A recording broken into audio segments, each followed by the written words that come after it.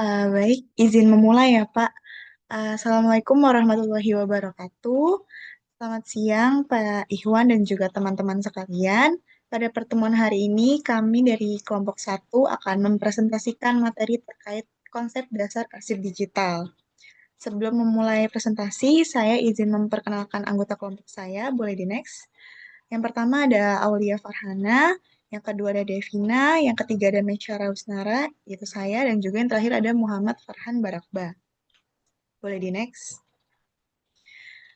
Selanjutnya kita akan mulai masuk ke pembahasan materi yang pertama, yaitu pengertian arsip digital yang akan dijelaskan oleh saya. Jadi, arsip digital ini adalah arsip yang dibuat, diterima, dan disimpan dan dikelola dalam bentuk elektronik yang menggunakan perangkat teknologi informasi. Jadi arsip ini itu tidak lagi berbentuk kertas, melainkan file digital yang dapat dibuka melalui komputer, laptop, atau perangkat lainnya. Contohnya itu seperti dokumen Word, file PDF, email resmi, foto kegiatan, rekaman, video rapat, atau data dalam sistem informasi. Semua itu disebut sebagai arsip digital selama memiliki nilai informasi dan digunakan sebagai bukti atau referensi dalam kegiatan organisasi. Nah, arsip digital itu muncul karena perkembangan teknologi dan kebutuhan organisasi untuk bekerja lebih cepat, efisien, dan praktis. Dengan adanya sistem digital, dokumen tidak perlu lagi disimpan secara fisik di lemari arsip, tapi bisa tersimpan dalam server atau cloud yang dapat diakses kapan saja sesuai dengan kebutuhan. Boleh di next. Selanjutnya kita akan membahas perbedaan antara arsip konvensional dan juga arsip digital. Jadi arsip konvensional ini adalah arsip yang berbentuk fisik yang biasanya berupa kertas. Penyimpanannya itu menggunakan map, rak, ataupun lemari arsip. Oh, dari segi proses pencariannya pun dilakukan secara manual, sehingga jika dokumennya dalam berjumlah banyak, akan memakan waktu yang cukup lama. Selain itu, arsip fisik juga memiliki resiko kerusakan akibat usia, air, rayap, ataupun kebakaran. Sedangkan untuk arsip digital itu bentuknya itu file elektronik. Terus penyimpanannya juga menggunakan komputer, server, hard disk, atau cold storage. Pencariannya juga jauh lebih cepat karena dapat menggunakan fitur pencarian berdasarkan nama file, tanggal, atau kata kunci tertentu. Boleh di next. Nah, dalam hal pengadaan, arsip konvensional itu harus difotokopi, sedangkan arsip digital itu cukup disalin atau dikirim melalui email tanpa mengurangi kualitasnya. Namun, arsip digital juga punya tantangan ataupun resiko, contohnya kayak kehilangan data, apabila nggak punya backup, terus misalkan jika terjadi sesuatu gangguan teknis gitu. Oleh karena itu, pengelolaan arsip digital itu harus didukung oleh sistem keamanan yang baik. Boleh di next. Selanjutnya, kita akan membahas tentang karakteristik atau ciri khas arsip digital. Nah, jadi arsip digital itu punya beberapa karakteristik yang membedakan dari arsip konvensional. Karakteristik yang pertama itu adalah berformat digital atau berbentuk elektronik. Artinya, arsip digital itu disimpan dalam bentuk file atau data digital seperti dokumen PDF, file Word, gambar, audio, ataupun juga video. Arsip ini hanya dapat dibuka dan dibaca menggunakan perangkat teknologi seperti komputer, laptop, ataupun smartphone. Karakteristik yang kedua adalah mudah disalin dan dibagikan. Berbeda dengan arsip kertas yang harus difotokopi, arsip digital itu bisa digandakan dengan sangat mudah hanya dengan menyalin file. Selain itu, dokumen juga bisa langsung dikirim melalui email ataupun sistem jaringan dalam waktu yang sangat cepat. Boleh di next. Untuk karakteristik yang ketiga itu adalah dikelola menggunakan sistem atau aplikasi. Biasanya arsip digital itu tidak hanya disimpan begitu saja, tetapi diatur menggunakan sistem manajemen arsip atau aplikasi tertentu agar dokumen itu dapat tersusun dengan rapi, mudah dicari, dan juga tidak tersebar atau tercecer. Terus karakteristik selanjutnya itu adalah membutuhkan teknologi untuk mengaksesnya. Jadi, untuk membuka arsip digital, kita memerlukan perangkat seperti komputer, software, dan juga jaringan internet. Dengan adanya karakteristik tersebut, arsip digital menjadi lebih praktis dalam proses penyimpanan, pencarian, dan juga distribusi informasi. Boleh di next? Selanjutnya itu penggunaan arsip digital dalam sebuah organisasi itu memiliki beberapa tujuan penting. Yang pertama adalah meningkatkan efisiensi kerja dengan adanya arsip digital, pegawai tidak perlu lagi mencari dokumen secara manual di lemari arsip. Cukup dengan menggunakan sistem pencarian di komputer, dokumen bisa ditemukan dengan lebih cepat. Tujuan yang kedua adalah menghemat ruang penyimpanan.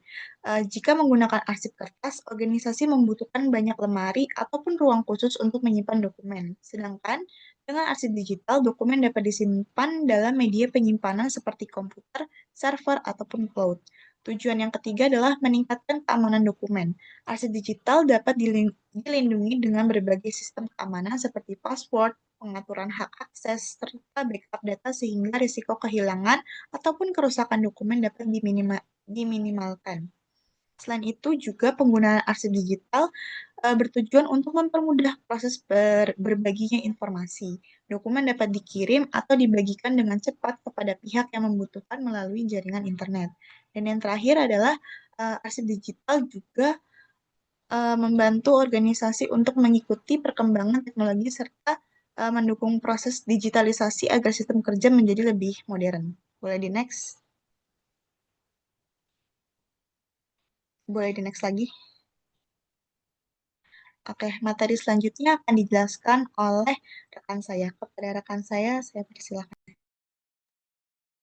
Baik, terima kasih. Selanjutnya itu ada prinsip arsip digital.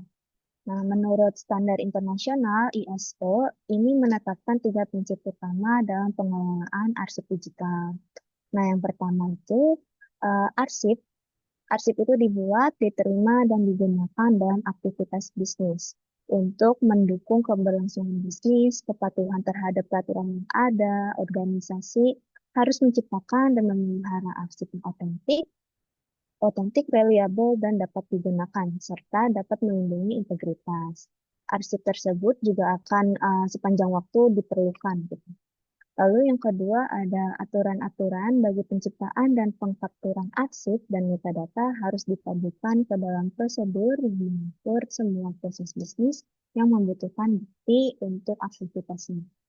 Lalu yang terakhir ada perencanaan keberlangsungan bisnis dan langkah kontingensi harus memastikan aset vital teridentifikasi dalam analisis risiko, terlindungi, dan dapat dipulihkan saat diperlukan.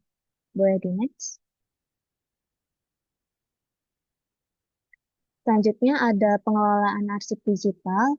Nah, di mana pengelolaan arsip digital itu ada empat, yaitu penciptaan arsip digital, penggunaan arsip digital, pemeliharaan arsip digital, dan yang terakhir itu ada penyusutan arsip digital. Baik, yang pertama itu penciptaan arsip digital.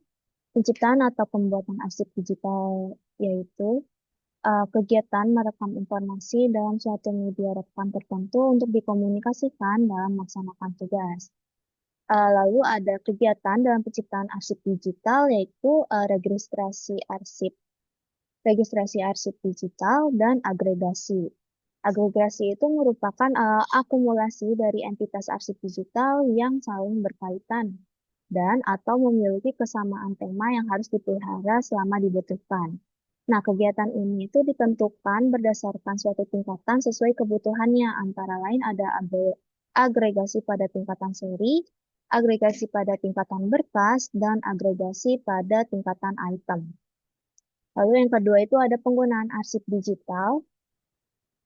Ini dilaksanakan berdasarkan sistem klasifikasi sesuai dengan peraturan undang-undang dan harus tercatat dalam sistem informasi yang menjalankan fungsi pengelolaan arsip digital. Boleh di next. Lalu yang ketiga ada pemeliharaan arsip digital. Uh,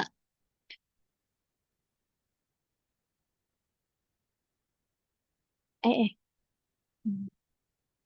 Pemilihan arsip digital yang dimana harus antisipasi terhadap keusangan teknologi dan pemeliharaan terhadap sistem digital dengan ketentuan yang berlaku. Lalu ada preservasi arsip digital. Ini melalui kegiatan migrasi yang yang dimana migrasi itu proses pemindahan arsip digital dari perangkat yang telah usang ke perangkat terkini, lalu konversi yang merupakan proses perubahan format arsip digital ke format data untuk preservasi jangka panjang. Lalu ada enkapsulasi yang merupakan proses perubahan format arsip digital ke format data untuk preservasi. Salah, salah. Ya, enkapsulasi itu yang merupakan proses membungkus arsip digital, metadata, spesifikasi format, dan informasi lainnya yang dibutuhkan untuk membaca informasi arsip tersebut di masa yang akan mendatang. Lalu yang terakhir ada emosi. Emosi itu yang merupakan proses penciptaan kembali lingkungan sistem sebagaimana arsip digital tersebut diciptakan. Lalu yang terakhir ada penyusutan arsip digital. Eh, Pelaksanaan kegiatan dalam penyusutan arsip digital itu ada pemindahan arsip digital inaktif oleh unit pengolah ke unit kearsipan yang dilakukan pada arsip digital yang telah memasuki masa retensi inaktif berdasarkan jadwal retensi arsip dengan cara pemindahan hak akses dan atau database dari unit pengolah ke unit kearsipan. Lalu yang kedua ada pemusnahan arsip digital dilakukan sesuai dengan ketentuan mengenai tata cara pemusnahan arsip. Lalu yang terakhir, penyerahan arsip digital statis kepada lembaga kearsipan dilakukan terhadap arsip yang berdasarkan jadwal retensi arsip yang memiliki keterangan permanen dan pelaksanaannya mengikuti ketentuan penyerahan arsip. Ready next? Baik, selanjutnya akan dijelaskan oleh rekan saya. Baik, selanjutnya ada jenis sistem pengolahan arsip digital. Kalau sebelumnya udah dijelasin tentang konsep dan siklus arsip digital, sekarang kita ngebahas bagaimana sih arsip itu dikelompokkan supaya tertata dengan rapi. Nah, ada 4 sistem dasar yang umumnya digunakan, yaitu ada sistem abjad, sistem nomor, sistem tanggal, dan sistem subjek. Boleh di next? Yang pertama ada sistem abjad. Jadi sistem abjad ini sistem pengarsipan yang disusun berdasarkan urutan huruf dari A sampai Z. Biasanya digunakan berdasarkan nama orang, instansi, atau perusahaan. Contohnya misalnya ada file kontrak kerjasama, maka file tersebut tuh bisa dinamai berdasarkan nama perusahaan seperti kontrak underscore PT Andalas .pdf atau kontrak underscore PT Sejahtera.pdf. Jadi, pas kita mau cari filenya, kita tinggal cari berdasarkan huruf awal namanya. Boleh di next? Yang kedua ada sistem nomor. Sistem nomor ini menggunakan kode angka sebagai identitas arsipnya. Jadi setiap file itu memiliki nomor unik yang membedakan dari file-file lain. Contohnya 001 untuk surat masuk Januari, 002 untuk surat masuk Februari, dan seterusnya. Keunggulan sistem ini tuh jadi lebih sistematis aja dan biar menghindari duplikasi nama file. Karena kadang kalau pakai nama bisa aja ada nama yang sama, tapi kalau pakai nomor kan biasanya lebih terstruktur. Boleh di next. Selanjutnya ada sistem tanggal. Sistem ini menyusun arsip berdasarkan waktu pembuatan atau penerimaan dokumen. Biasanya menggunakan format tahun, bulan, dan tanggal supaya lebih rapi. Contohnya 2025 0115 underscore laporan rapat .pdf. Jadi sistem ini tuh sangat cocok untuk arsip yang sifatnya rutin dan berkaitan dengan waktu, seperti laporan bulanan atau surat masuk dan keluar. Boleh di next. Selanjutnya ada sistem subjek. Nah, sistem subjek ini mengelompokkan arsip berdasarkan isi atau topik pembahasannya. Jadi bukan berdasarkan nama atau tanggal, tapi berdasarkan kategori. Misalnya ada folder keuangan, SDM, akademik, atau kerjasama. Di dalam folder tersebut nanti berisi semua dokumen yang berkaitan dengan topik tersebut. Nah, sistem ini tuh sangat efektif karena langsung mencerminkan fungsi organisasi. Jadi, misalnya kita mencari dokumen keuangan nih, kita langsung tahu harus membuka folder keuangan. Boleh next. Baik, selanjutnya akan dilanjutkan oleh rekan saya.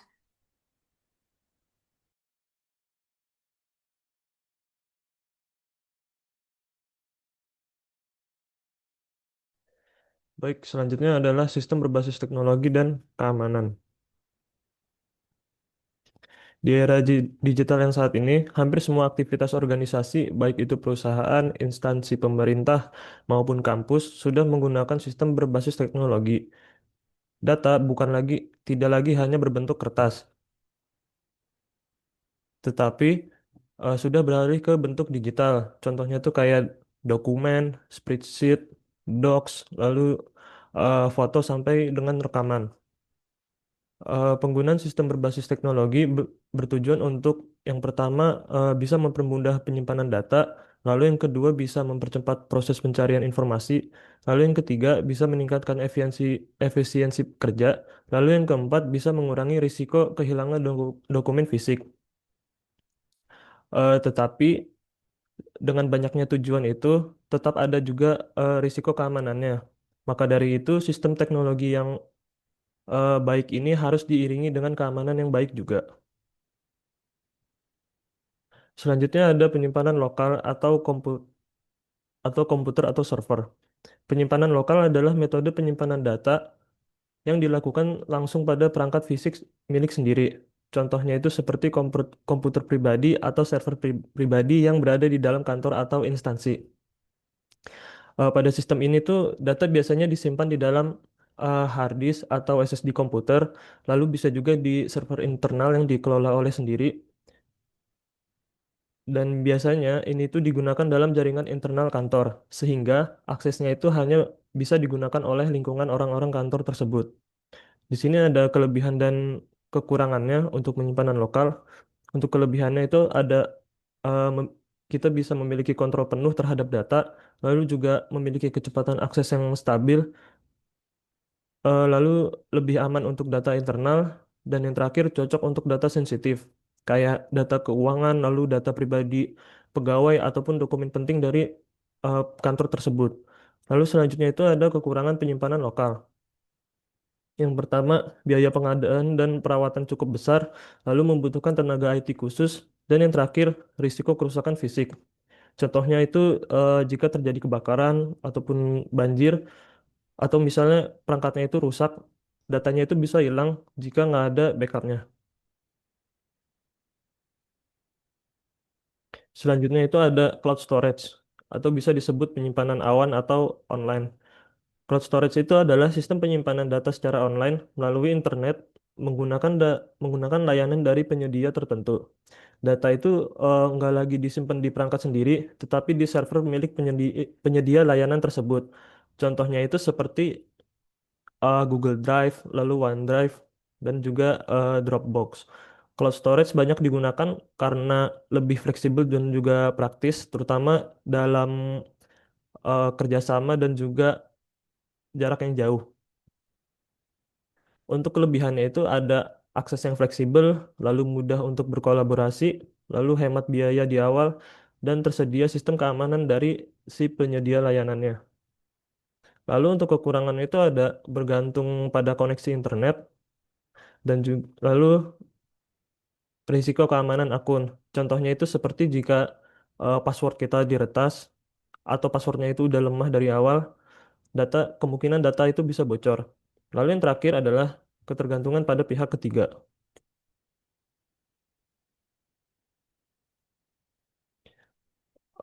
Selanjutnya itu ada dokumen atau Records Management System atau bisa disebut DRMS. DRMS ini adalah sistem yang digunakan untuk mengelola dokumen dan arsip secara digital agar lebih terstruktur, terorganisir, dan mudah diakses. Fungsi utamanya adalah menyimpan dokumen secara sistematis, lalu memudahkan pencarian melalui kata kunci, lalu mengatur versi dokumen, lalu mengatur hak akses pengguna, dan yang terakhir mencatat aktivitas pengguna. Lalu untuk manfaatnya adalah mengurangi risiko kehilangan dokumen, meningkatkan efisiensi kerja, dan yang terakhir mendukung sistem administrasi yang lebih modern dan lebih maju. Dengan adanya sistem yang baik ini, pengelolaan dokumen bisa menjadi lebih profesional dan lebih rapi lagi. Selanjutnya ada keamanan arsip digital. Di sini ada tiga eh, bagian keamanan yang diutamakan, yaitu yang pertama adalah hak akses. Hak akses sendiri itu artinya adalah pengaturan. Hak akses sendiri itu artinya adalah pengaturan izin terhadap siapa saja yang boleh ngeliat, ngedit, ataupun ngehapus datanya. Tujuannya itu antara lain yang pertama untuk membatasi penyalahgunaan informasi, lalu yang kedua menjaga data penting, dan yang ketiga menghindari perubahan data oleh pihak yang tidak berwenang. Lalu selanjutnya itu ada backup data.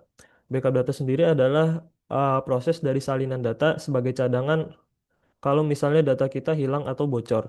Jika terjadi sesuatu yang tidak diinginkan. Contohnya itu, manfaatnya itu adalah yang pertama bisa menghindari kehilangan akibat virus atau ransomware. Lalu yang kedua, mengatasi kerusakan perangkat. Lalu yang ketiga, mengurangi dampak kesalahan dari manusia tersebut. Lalu ini yang seharusnya yang ketiga itu adalah perlindungan data. Perlindungan data berupaya untuk menjaga yang pertama kerahasiaan atau confidentiality, lalu yang kedua keutuhan atau integrity, lalu yang ketiga adalah ketersediaan atau availability. Langkah-langkah ini tuh penting supaya data tidak mudah diretas ataupun lebih aman lagi. Sekian dari presentasi kami. Jika ada yang ingin ditanyakan, boleh silakan on mic. Silakan teman-teman semuanya jika ada yang ingin tanyakan. Aisyah, kita sampai jam berapa ya? Sebenarnya dari jam 12 sampai 1 tuh ada istirahat, Pak. Jadi Terus mau dilanjut aja atau jam karena kalau 2 dilanjut juga dikit doang waktunya, Pak. jam 12 sampai jam 1 ada istirahat, terus dilanjut lagi jam Dilanjut lagi dari jam 1 sampai jam 1 berapa ya? 1.45 atau berapa? 1.40, Pak. 1.40. Kita langsung lanjut aja, boleh nggak? Jadi biar nanti kalian bisa langsung istirahat total gitu loh. Iya, boleh, Pak. Kayaknya sih yang lain juga. Oke. Baik, teman-teman semuanya silakan jika ada yang ditanyakan.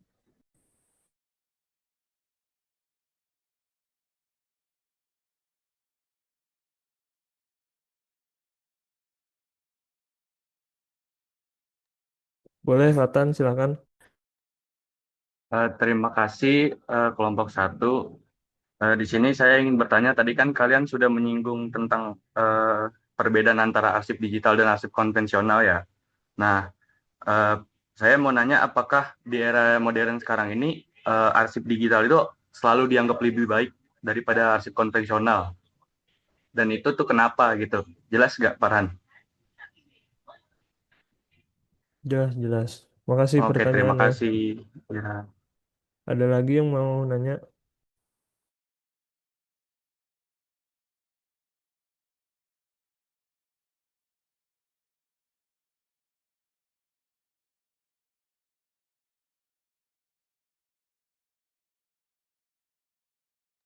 Boleh, silakan Kavia. Baik, terima kasih kelompok satu atas pemaparannya. Jadi, eh, aku izin tanya. Jadi kan di dalam arsip digital ini kan pastinya ada kayak invoice ataupun nota-nota yang dimana hal itu bakal dipakai ke dalam kegiatan audit ya, kegiatan audit. Nah, misalnya kalau misalnya arsip yang mengenai invoice, nota dan lain sebagainya itu hilang. terus nggak sempet juga di scan, itu langkah apa yang harus diambil dari arsiparis digital ini. Nah, di mana kalau angka itu kan tidak bisa dipastikan nominalnya ya, nggak bisa diterka-terka. Karena kalau misalnya diterka-terka itu kan pasti ada apa namanya plus minus, misalnya kayak nggak balance atau hal lain. Itu gimana ya cara biar apa namanya arsiparis digital tuh bisa apa namanya bisa memastikan kalau misalnya nota yang hilang itu ataupun invoice yang hilang itu bisa dimasukkan ke dalam yang apa sesuai dengan fakta yang ada sebenarnya gitu. Terima kasih.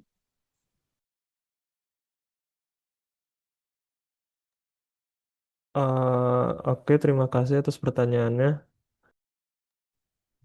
Pak Iwan, mungkin kita butuh waktu sebentar untuk menjawab pertanyaannya. Kalau ada berapa pertanyaan? Fatan, Fatan apa siapa tadi? Farhan, Farhan, Pak. Tadi baru 2, Pak. baru 2 ya. Oke, total kelompok ada berapa? Anggota kelompok? Total anggota kelompok ada 4 orang, Pak. Oke, ya udah, nggak apa-apa, didiskusikan dulu ya jawabannya ya. Iya, Pak. Oke, baik, teman-teman sekalian, ya hari ini kita bahas mengenai konsep konsep dasar dari arsip digital dan juga jenis-jenis dari sistem pengelolaan arsip digital teman-teman semuanya ya. Sebagaimana kita ketahui, sekarang itu arsip digital menjadi salah satu hal yang sangat digaungkan sekali, bahkan sekarang banyak sekali beberapa instansi-instansi, baik itu instansi pemerintah maupun instansi swasta, mereka sudah mulai melakukan perpindahan teman-teman semuanya ya. Perpindahan dari arsip yang tadinya itu arsipnya adalah arsip konvensional menjadi arsip digital ya. Seperti kalau teman-teman tahu di Kemenkumham itu ada sebuah sistem arsip digital namanya adalah Srikandi. Lalu ada beberapa arsip digital juga namanya adalah attendance by talenta dan lain sebagainya teman semuanya seperti itu. Pertanyaannya Pak, kira-kira arsip digital itu lebih baik nggak sih Pak dari arsip konvensional? Nah, kalau kita bertanya seperti itu ya, apakah arsip digital itu benar-benar lebih baik daripada arsip konvensional? Maka jawabannya adalah plus minus teman-teman semuanya. Maksudnya plus minus ini seperti apa, Pak? Maksudnya, teman-teman semuanya, karena bagaimanapun arsip digital itu bukan yang menggantikan arsip konvensional, tapi arsip digital itu sebagai media, ya, sebagai media untuk melindungi arsip konvensional, teman-teman semuanya, ya. Contoh, ya, sebagaimana yang kita ketahui sekarang nih, banyak negara-negara yang sedang berselisih ya, contohnya antara Iran, Israel, Amerika Serikat dan lain sebagainya. Dan salah satu hal yang membuat sebuah negara ini pertahanannya bisa diperhatikan ataupun bisa diteliti itu apa tuh? Coba teman semuanya. Ada yang bisa bantu jawab nggak? Kita lihat dari sudut pandang secara umum dulu ya. Yang membuat sebuah negara itu rentan untuk diserang itu apa, guys? Jadi arsip ini bukan hanya surat masuk dari klien ataupun apa ya. Arsip itu banyak teman-teman semuanya. Bahkan undang-undang, lalu terkait dengan peraturan pemerintahan, pemetaan sumber daya itu termasuk arsip juga teman-teman semuanya. Seperti itu. Nah, kalau menurut teman-teman semuanya, hal apa yang membuat sebuah negara itu rentan untuk diserang oleh negara lain? Bocoran data, Pak. Apa? Datanya Pak, keamanan data, Keamanan data. kebocoran gitu. Keamanan data umpamanya bermasalah. Nah, data yang mana sih yang bermasalah untuk diambil orang? Data yang mana kira-kira? Data pribadi Pak. Data pribadi. Oke. Data pribadi. Tapi umpamanya kalau dalam sebuah negara, yang paling penting itu apa coba? Data terkait pemerintahannya, Pak. Data terkait pemerintahannya, boleh.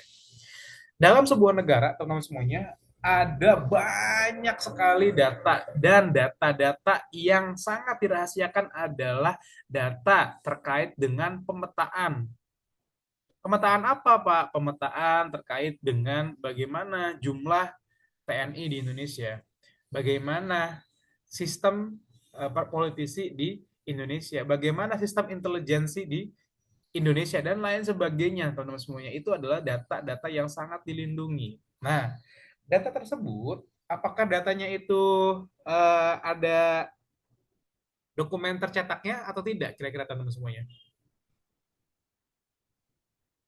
Atau cuma di digital aja datanya? Ada bisa bantu jawab? Kira-kira datanya itu tercetak doang atau digital doang?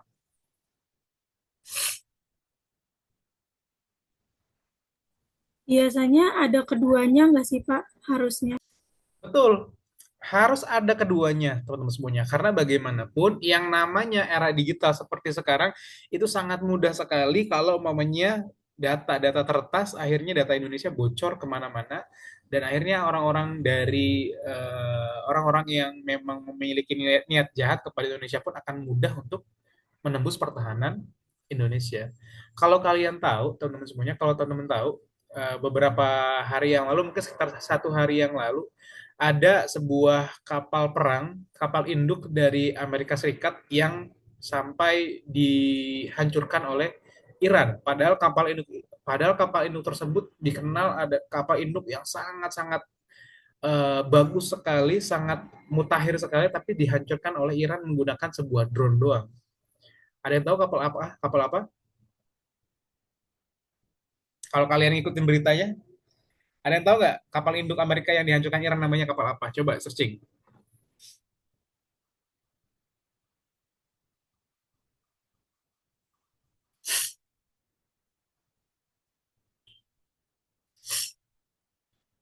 Kapal apa, guys?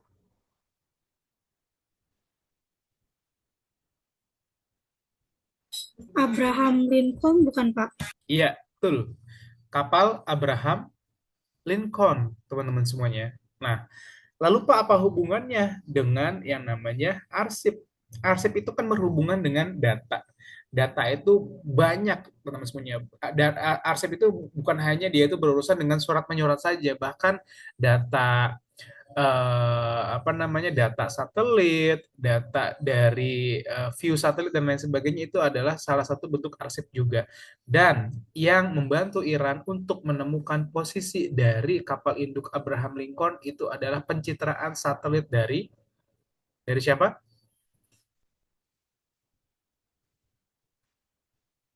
Dari Cina, teman-teman semuanya. Dari Cina dikirimkan data satelitnya, ya, dikirimkan file pencitraan satelitnya, dan diperlihatkan koordinat titik satelitnya. Akhirnya apa yang terjadi? Yang terjadi akhirnya Iran mengirimkan sebuah drone yang membawa sebuah tungsten, teman-teman semuanya. Jadi dia tuh, Iran ini tidak menggunakan nuklir ataupun tidak menggunakan rudal untuk menghancurkan si kapal Abraham Lincoln itu, tapi dia menggunakan tungsten. Ada yang tahu nggak tungsten itu apa? Tungsten itu bukan bom, guys. Tapi dia tuh besi. Jadi si tungsten itu kayak semacam apa ya? Kayak semacam besi gelondongan, teman-teman semuanya. Jadi si kapal Abraham Lincoln itu hancur bukan karena dibom, tapi dijatuhin besi dari jarak 3.000 kaki, teman-teman semuanya. Kebayang besi ketika kita lempar aja dari ukuran tangan kita dilempar ke bawah, itu kan kenceng ya. Apalagi dilempar dari 3.000 kaki, teman-teman semuanya. Ya pasti langsung ambruk tuh kapal, walaupun dia itu nggak pakai bom, teman-teman semuanya. Seperti itu. Dan ini nggak terdeteksi. Kenapa? Ya karena besi itu nggak ada sonar panasnya. Beda dengan nuklir, beda dengan rudal. Kalau rudal kan dia ada ada energi kinetiknya, ada energi panasnya. Jadi nanti ketika ada energi panas, nanti kapal Abraham Lincoln ini tinggal mengaktifkan fitur penjagaannya. Jadi akhirnya nanti akan ada sebuah misil kecil untuk menghajar si rudal tersebut sehingga meledaknya di udara, di langit, bukannya di kapal Abraham Lincoln ya. Tapi si Iran ini punya data terkait dengan kapal Abraham Lincoln-nya. Akhirnya apa terjadi? Ya udah, dia nggak usah pakai misil, dia nggak usah pakai rudal, dia pakai besi loh. Dia pakai besi untuk meluncurkan si besi tersebut dari ketinggian 3.000 kaki dan akhirnya langsung mengambrukkan si kapal Abraham Abraham Lincoln teman-teman semuanya. Ini kan sebenarnya sebuah strategi geopolitik yang memang mengandalkan yang namanya arsip teman-teman semuanya ya, mengandalkan yang namanya dokumen. Dia tahu dokumen blueprint dari Abraham Lincoln mungkin ya, mungkin kalau bukan blueprint dia tahu dokumen mengenai strukturnya itu seperti apa si Abraham Lincoln. Lalu dia punya dokumen terkait dengan citra satelit yang dikirimkan oleh Cina, akhirnya jadilah keputusan geopolitik untuk menghancurkan si kapal Abraham Lincoln teman-teman semuanya. Seperti itu. Ada satu file yang sampai saat ini masih menggegerkan dunia. Apa itu? Ada yang tahu file apa itu? Maaf ya saya sambil saya agak pilek File teman-teman. Epstein. Betul. File Epstein teman-teman semuanya. File Epstein ini sangat ramai sekali diperbincangkan di dunia karena banyak sekali pejabat-pejabat dunia yang memang namanya itu terdapat pada file tersebut. Dia kurang lebih ada sekitar 1 juta lembar ya filenya itu teman-teman semuanya. Dan ketika kita lihat itu adalah daftar kejahatan-kejahatan dari si Epstein tersebut. Seperti itu. Itu adalah sebuah dokumen. Itu adalah sebuah arsip. Dan arsip ini, teman-teman semuanya, itu memang harus dilindungi. Jangan sampai tidak dilindungi. Jangan sampai hilang tuh si file Epstein. Kenapa kalau sampai hilang si file Epstein tersebut? Kenapa kira-kira guys? Kalau si file Epstein tersebut hilang, apa yang akan terjadi?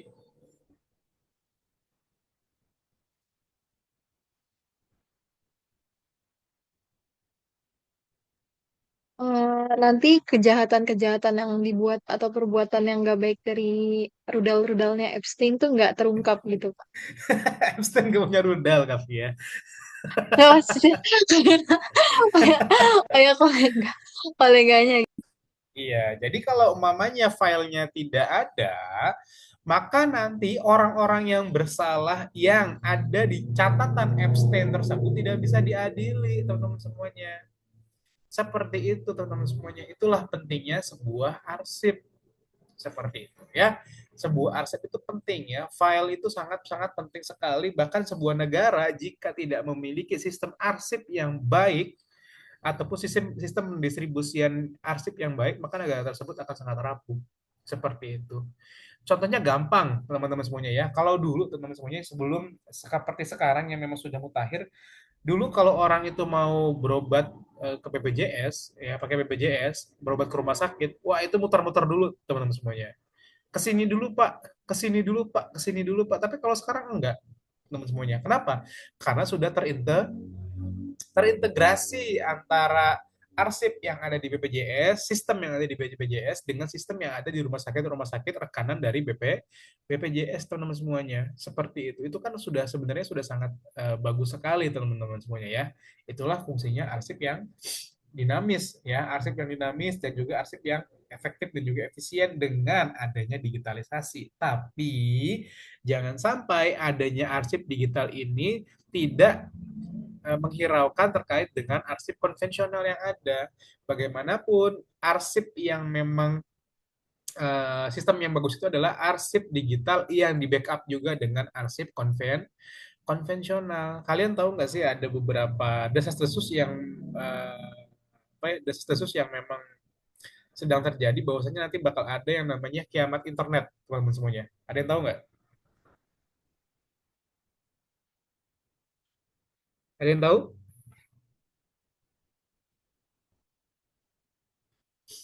Dulu teman-teman semuanya ada kabar bahwasanya nanti dunia itu akan mengalami yang namanya kiamat internet. Dan kiamat internet ini terjadi ketika negara-negara itu mulai menggunakan yang namanya senjata termonuklir, teman-teman semuanya. Ketika negara-negara menggunakan senjata termonuklir, yang terjadi adalah ada banyak sekali reseptor-reseptor internet yang akan hancur dan akan terjadilah yang namanya kiamat internet. Bayangkan kalau ada kiamat internet, kita apa yang bisa kita lakukan ketika kita hanya mengandalkan arsip digital? Si Kafkia mau ngisi siakan, aduh nggak bisa, siak internetnya rusak gitu kan. Lalu si Aisyah mau TikTokan, nggak bisa, internetnya nggak ada dan lain sebagainya. Maka arsip konvensional nanti akan berperan juga teman-teman semuanya seperti itu. Namun arsip digital ini sangat-sangat diperlukan untuk mempermudah pendistribusian surat, untuk mempermudah penyimpanan arsip dan juga penemuan kembali arsip teman-teman semuanya seperti itu ya. Contoh mudahnya teman-teman semuanya. Ada yang tahu nggak Wikipedia? Di Wikipedia teman-teman semuanya ada sebuah buku teman-teman. Dan bukunya ini adalah buku yang harganya mahal sekali dulu.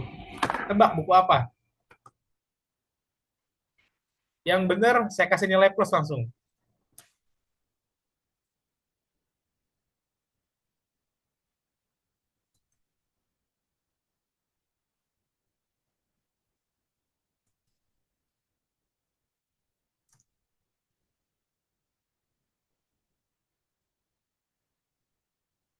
Silakan.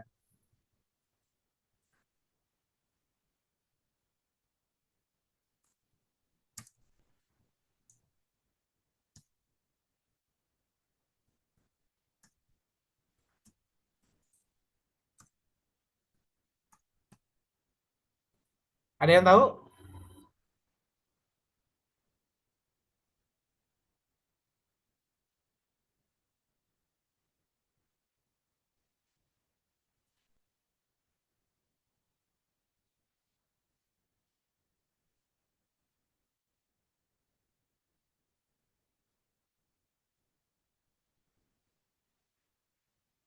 Menyerah? Ada yang tahu? Buku apa itu? Bukunya mahal harganya. Dan buku salah satu karya dari orang yang masuk ke 100 orang paling berpengaruh di dunia. Buku apa itu? Ensiklopedia bukan sih? Bukan dong.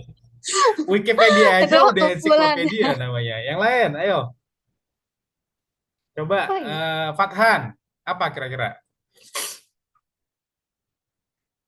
Buku apa? Jangan bilang buku LKS ya, nggak mungkin ya. Ini Pak buku Codex Leicester bukan Pak? Apa? Codex Leicester, Codex Leicester itu bukunya siapa penulisnya? bukunya Leonardo da Vinci. Betul, bukunya Leonardo da Vinci, teman-teman semuanya. Codex Leicester, teman-teman semuanya, adalah salah satu buku yang sangat-sangat berharga yang dibeli oleh Bill Gates dari keturunannya Leonardo da Vinci seharga 30 juta dolar, teman-teman semuanya. Seperti itu. Bukunya ini berisi catatan tentang berbagai macam riset yang dilakukan oleh Leonardo da Vinci. Bukan Leonardo DiCaprio ya, beda ya. Kalau Leonardo DiCaprio mah Titanic ya. Leonardo da Vinci, teman-teman semuanya. Kalian kalau tahu, dulu ada film yang namanya adalah Da Vinci Code. Pernah lihat nggak film yang namanya Da Vinci Code?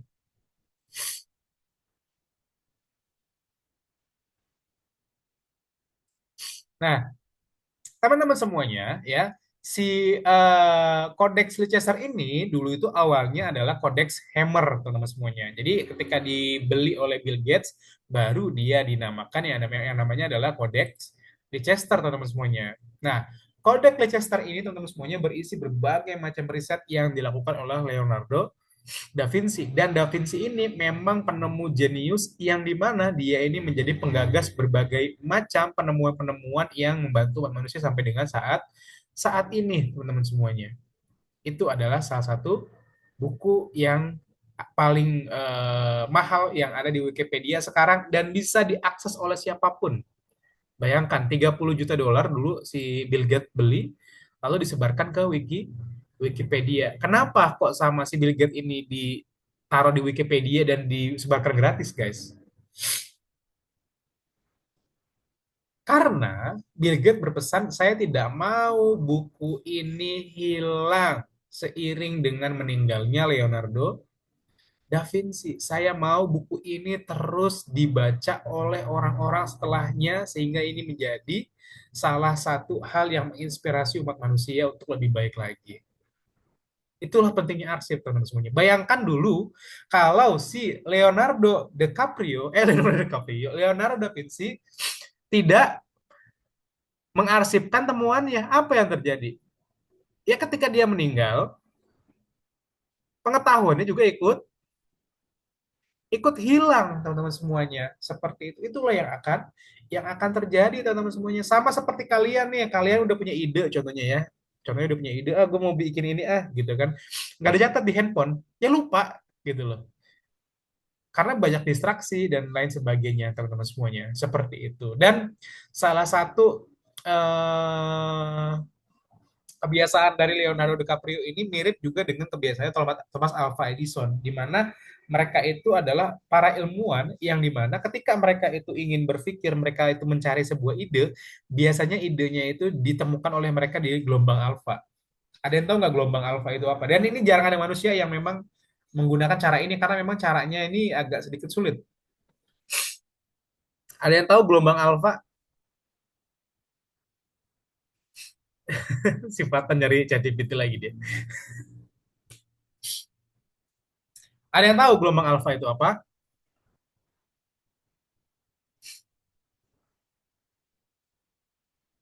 Kalau kalian pernah, ada yang pernah tidur nggak di sini? Pernah lah, Pak. Kalian pernah nggak ketika kalian mau tidur, beberapa detik sebelum kalian tidur tuh kayak kalian tuh sedang ada di momen peralihan antara kalian itu bangun sama ke tidur. Kayak ngek gitu loh. Pernah nggak kayak gitu? Jadi suara dari luar tuh pasti kedengeran. Tapi kita emang udah bener-bener hampir mau tidur gitu teman-teman semuanya. Paham nggak? Tapi ini bukannya ketindian ya.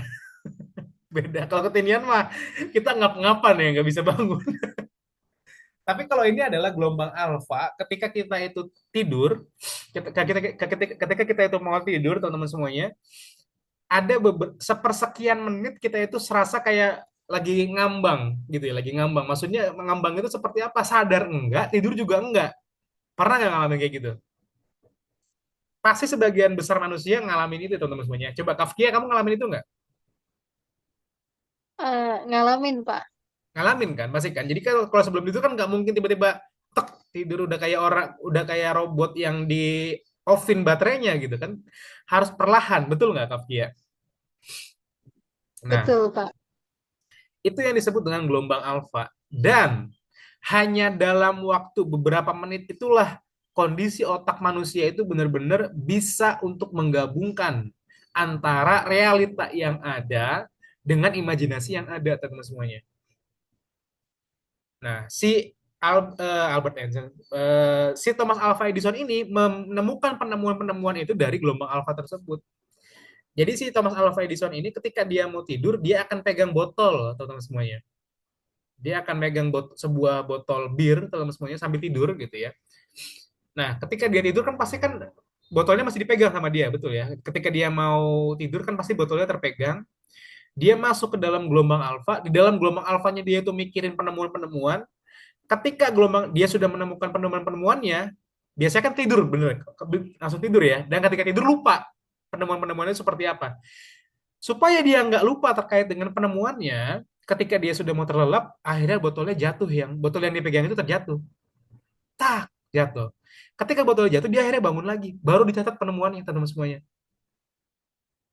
Itu cara mereka untuk berpikir menggunakan gelombang alfa, teman-teman semuanya. Itu kalian bisa mencontohkan seperti itu dan memang real, betul. Ketika kita sedang mencari sebuah solusi, biasanya ketemunya itu ketika pas mau tidur gitu. Cuman sayangnya ketika kita mau tidur tuh ketemu solusinya, kebablasan tidur. Nah, ketika tidur hilang tuh langsung solusinya. Karena terdistrak oleh mimpi dan lain sebagainya. Nah, itulah yang dilakukan oleh Thomas Alva Edison. Ketika dia mau tidur, dia pegangin botol sampai ketika dia itu sudah masuk gelombang alfa dan juga dia sudah berpikir terkait dengan penemuannya, pas dia benar-benar mau tidur kan mustahil sih botol itu tetap dipegang sama dia kan nggak ada orang yang tidur tuh sambil begini kan, nggak mungkin kan dia tidur tidur sambil tangannya diangkat ke atas gitu kan. Nah, pas dia benar-benar mau terlelap, jatuhlah botolnya. Nah, ketika botolnya jatuh, dia bangun, baru dicatat terkait dengan penemuannya teman-teman semuanya. Dan penemuannya itu dicatat dengan sangat rapi oleh orang-orang tersebut sehingga sampai sekarang kita masih bisa menikmati ilmu pengetahuannya teman-teman semuanya. Ya, seperti itu. Bukan hanya penemu saja, ada berbagai macam orang-orang juga yang arsipnya itu sangat berharga di dunia ini teman-teman semuanya ya. Contohnya ada Marco Polo, kalau teman-teman tahu, ada Ibnu Batuta dan lain sebagainya. Arsip-arsip perjalanan mereka lah yang memang sangat penting sekali untuk dipelajari sekarang. Kalau tidak ada Marco Polo dan Ibnu Batuta teman-teman semuanya, kita nggak akan tahu ternyata di bagian bumi timur itu ada yang namanya Amerika Serikat. Kalau kita nggak tahu, kalau kita nggak punya file dari Amerigo Vespucci, teman-teman semuanya, kita nggak akan tahu ada benua yang namanya adalah benua Amerika. Kenapa coba suku Indian di Amerika Serikat itu namanya Indian? Padahal suku Indian itu ada di benua Amerika. Ada yang tahu nggak kenapa?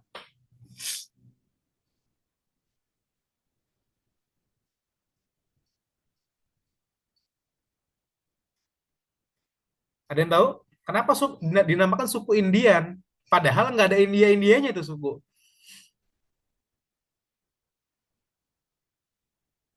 Karena awalnya Amerigo Vespucci ketika dia itu mau berlayar ke India, dia salah arah.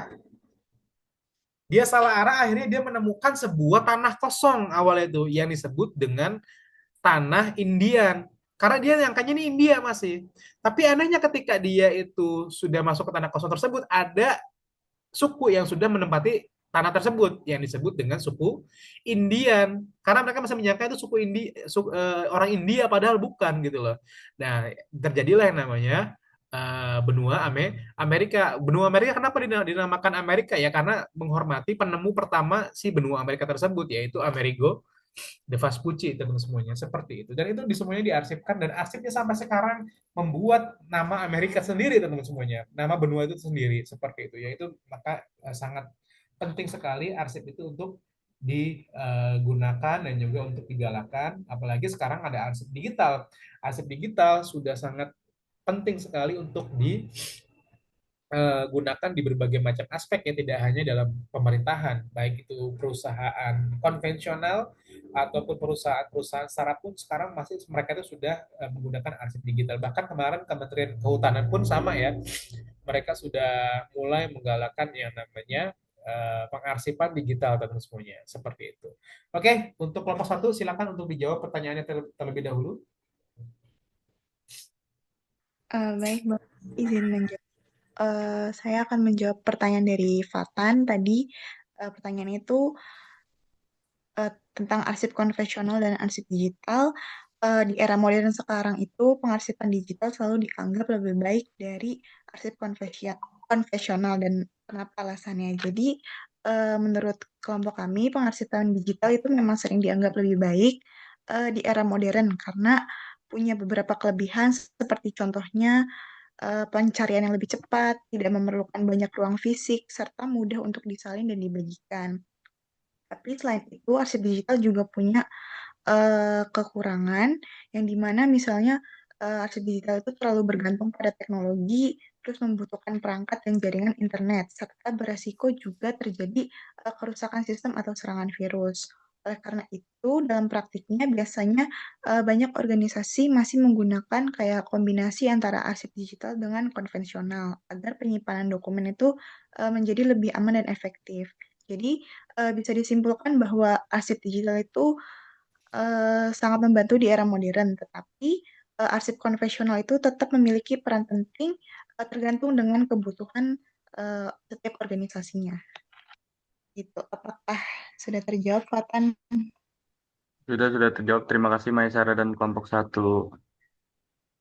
Sama-sama. Untuk pertanyaan yang Kafkia akan dijawab oleh rekan saya. Saya izin menjawab pertanyaan dari Kafkia. Tadi kan pertanyaannya, misal invoice sama nota nggak ke input atau nggak ke scan atau misalnya terlewat. Nah, gimana cara arsiparis digital buat nge-input data tersebut. Jadi kalau misalnya data invoice dan nota itu kan termasuk data keuangan. Kalau data-data keuangan gitu biasanya masuknya ke data yang sensitif. Nah, kalau data yang sensitif itu tuh biasanya akan di backup dengan cara di copy. Jumlahnya itu biasanya berapa aja, yang penting lebih dari satu. Jadi misalnya kalau yang satunya hilang itu bisa dipakai eh, kita bisa pakai data yang satunya. Tapi kalau misalnya dua-duanya hilang, eh, yang biasanya kita lakukan itu adalah mencari sumber data yang lain yang masih berkaitan.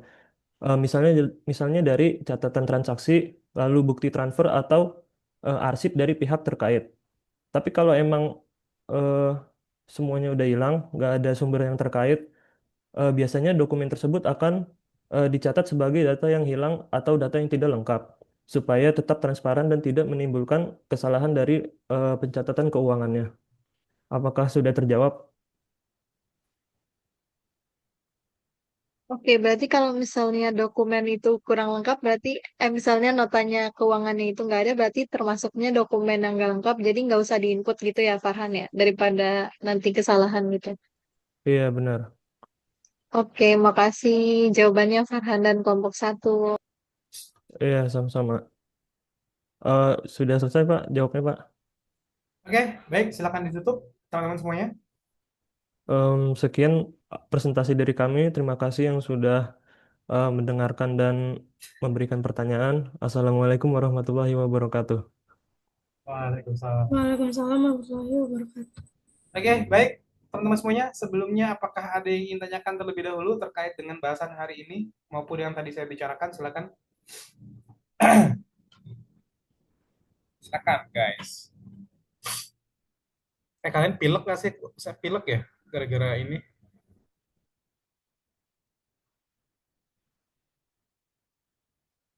Gara-gara hujan kemarin, apa jangan-jangan ini ya? Takut COVID saya. COVID ada nggak sih? Menurut kalian COVID itu ada nggak sih? Sekarang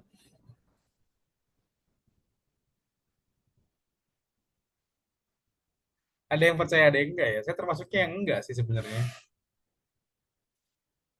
Seperti itu. Oke, ada pertanyaan? Silakan.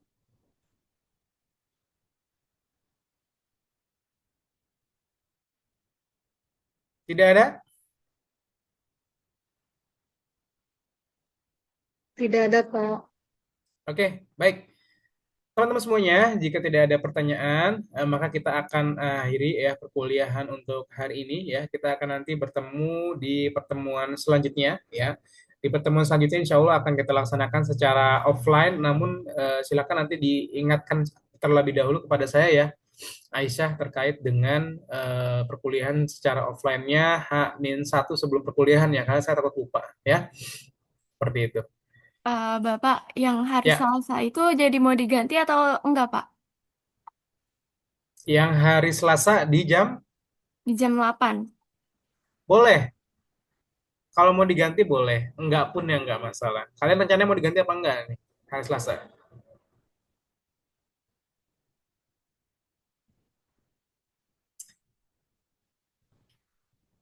Gimana? Mau diganti atau enggak, guys?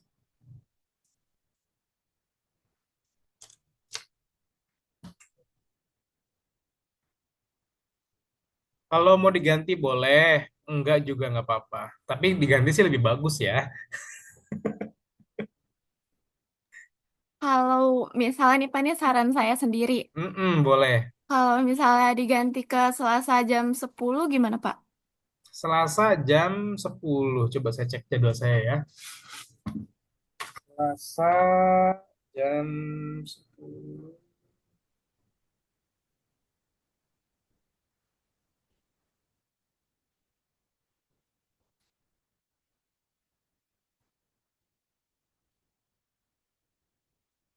Boleh, saya Selasa kosong kok.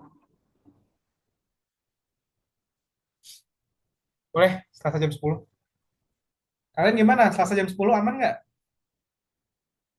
Nanti, tapi saya takut gak dapet kelas, Pak, kalau jam segitu. Kamu gimana sih? Nanti saya tanya dulu deh Pak ya Pak. Iya, boleh. Tanya dulu boleh. Ya. Oke. Ada pertanyaan lagi? Silakan, Aisyah. Ada Pak. Apa? Saya berharap itu Eh, nggak ada gitu, biar cepet-cepet kelar kalian. Ada ternyata. Apa, Aisyah? yang terkait materi kelompok 8 itu jadinya gimana Pak? Materi kelompok. 8. Bentar. Kelompok 8 materinya tentang apa? Dia dia materinya tuh keseluruhan dari materi sebelumnya Pak. Sebentar, saya cek. Konsep dasar arsip elektronik ya, prinsip-prinsip ya, metodologi dan implementasi ya, betul ya? Iya itu materi dari sebelumnya juga sama. Oke, oke. Nggak apa-apa, nanti untuk kelompok 8 kan dia fungsinya adalah untuk rekapitulasi materi yang sudah ada, nanti dijelaskan secara garis besar aja ya, seperti itu. Oh, berarti kayak ringkasan dari seluruhnya gitu ya Pak. Betul, betul. Terus terkait absen, kan absen tuh kan kotaknya cuma ada 16 ya Pak. Sedangkan kita kan ada 24 kali kelas. Nah Mm-mm. itu absennya 1 minggu mau digabung jadi satu atau tetap dipisah Pak? Saran saya lebih baik dipisah dulu deh, takutnya nanti salah ya, seperti itu. Coba nanti kalian tanya juga terkait dengan mata kuliah yang ada 2 pertemuan juga, karena saya jujur teman-teman semuanya, jujur saya juga baru pertama kali untuk mengampu mata kuliah yang memang ada 2 pertemuan seperti itu ya, karena sebelumnya saya sebenarnya nggak mau ngajar arsip digital karena saya kayaknya untuk ngajar arsip digital tuh rasanya gimana gitu ya, tapi it's okay lah, nggak apa-apa ya. Saya biasa bikin apa, saya biasa bikin web, bikin apa gitu, tiba-tiba ngajar arsip digital itu ya memang ada digitalnya gitu loh, tapi ya wes lah, nggak apa-apa seperti itu.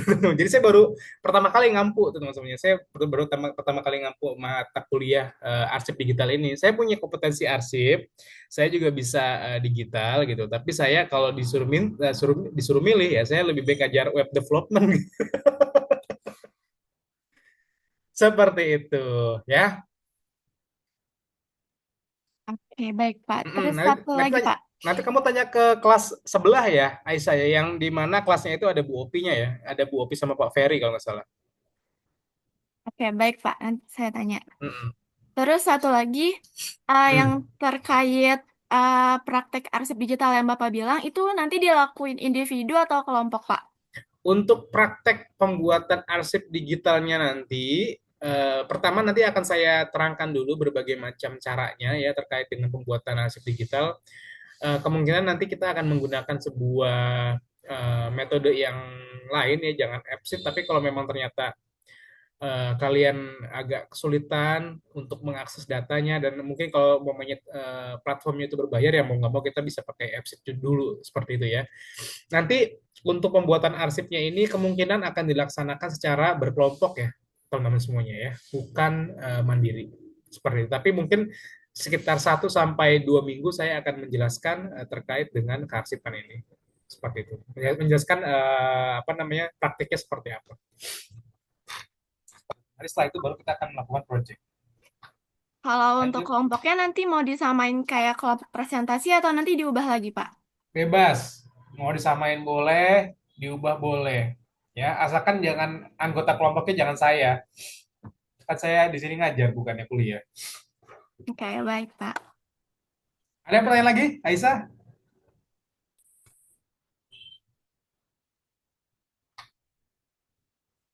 Aisyah, anaknya Bu Wida. Meka. Udah Ada sih lagi? Pak. Cukup Gak ada? Pak. Cukup. Mm-mm. Selvia, Kafkia, Maisyara? Ada pertanyaan? Aminah? Aminah, kamu tadi ngechat saya ya? Iya, Bapak. Oh ya, nanti saya tanda tangan di TTDIO ya. Saya lupa Ya. tadi. Ya, makasih, Bapak. Oke. Oke, baik teman-teman Bapak, semuanya. Bapak. Apa Maaf Pak, lagi? satu lagi ketinggalan Pak. Maaf 5 Pak, lagi maaf. juga nggak apa-apa. Ayo sampai kita buka puasa nih. Sekali lagi. Yang terkait modul yang waktu itu Bapak bilang itu ada Apa? atau enggak Pak? Gimana? Yang terkait modul yang Bapak bilang. Nggak kedengeran. Putus-putus suaranya. Yang terkait modul yang waktu hari Selasa Bapak bilang itu ada atau enggak Pak? Oh, modul yang saya bilang itu. Iya. Nanti akan saya kirimkan ya linknya ya. Seperti itu ya, Aisyah. Oke, makasih Pak. Oke, sama-sama. Ada lagi pertanyaan? Ya, kita tanya jawab aja sampai sahur, guys. Enggak ya, bercanda teman-teman semuanya. Oke, baik teman-teman semuanya. Jika tidak ada pertanyaan, saya tunggu nih. Ada yang interupsi nggak? Nggak ada ya. Oke, kita akan cukupkan sampai di sini teman-teman semuanya. Ya, kita akan bertemu lagi di minggu depan ya teman-teman semuanya. Silakan nanti diusahakan ya kita untuk berkuliah secara offline teman-teman semuanya. Untuk perkuliahan presentasi tidak wajib untuk dilaksanakan di lab ya Aisyah. Tidak wajib untuk dilaksanakan di lab, boleh di kelas juga. Namun untuk nanti praktek ya ketika nanti saya yang menjelaskan mungkin di pertemuan entah ke pertemuan ke-8 atau ke-9 ya. Nanti baru kita akan membutuhkan lab untuk praktek teman-teman semuanya. Seperti itu ya. Baik teman-teman semuanya, mungkin cukup sekian untuk pertemuan hari ini ya. Semoga apa yang kita pelajari hari ini menjadi ilmu yang bermanfaat untuk kita semua, baik untuk hari ini maupun di kemudian hari. Kurang lebih mohon maaf teman-teman semuanya. Akhirul kalam. Wassalamualaikum warahmatullahi wabarakatuh. Waalaikumsalam Waalaikumsalam warahmatullahi wabarakatuh. warahmatullahi wabarakatuh. Yuk sama-sama. Terima kasih Pak.